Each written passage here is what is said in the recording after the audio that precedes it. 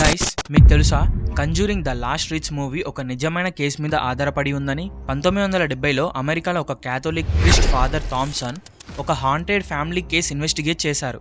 ఆ ఫ్యామిలీ హోమ్లో strange shadows, abnormal activities and abnormal sounds అవ్వడం వంటి టెర్రిఫైయింగ్ ఇన్సిడెంట్స్ జరుగుతూనే ఉండేవి. ఆ హంటింగ్ ఎంత పవర్ఫుల్గా ఉండేదంటే ఫాదర్ థామ్సన్ స్వయంగా పొసెషన్కి గురయ్యారని కూడా అంటారు. ఈ విషయం తెలుసుకున్న తర్వాత ఎడ్ మరియు Lorraine Warren, world famous paranormal యాక్టివిస్టులు వీళ్ళిద్దరు ఆ కేసులోకి దిగారు. లారెన్ తన విజన్లో డార్క్ డిమాంటిక్ ఫిగర్ని చూశారని తర్వాత చెప్పారు. ఆ హౌస్లో జరిగిన పారానార్మల్ యాక్టివిటీస్ చాలా డేంజరస్గా ఉండేవని అఫీషియల్ చర్చ్ డాక్యుమెంట్స్లో కూడా రికార్డ్ అయి ఉంది. ఇదే కేసు లేటర్ హాలీవుడ్లోకి వెళ్ళి కంజూరింగ్ యూనివర్స్లో ద లాస్ట్ రిచ్గా చూపించారు. ఇది నిజంగా ఒక హిస్టారికల్ హంటింగ్ కేస్, కానీ ఇంకా చాలా డీటెయిల్స్ ఇప్పటికీ సీక్రెట్లోనే ఉన్నాయి. సో మీరు చెప్పండి, ఈ రియల్ హంటింగ్ కేస్ని నమ్ముతారా లేక ఇవన్నీ ఇమాజినేషన్ అనుకుంటారా? అండ్ గైస్, రీసెంట్గా conjuring the last rites movie release అయింది. సో మీరు ఆ మూవీని చూసారా? చూస్తే కామెంట్ చేయడం అస్సలు మర్చిపోకండి.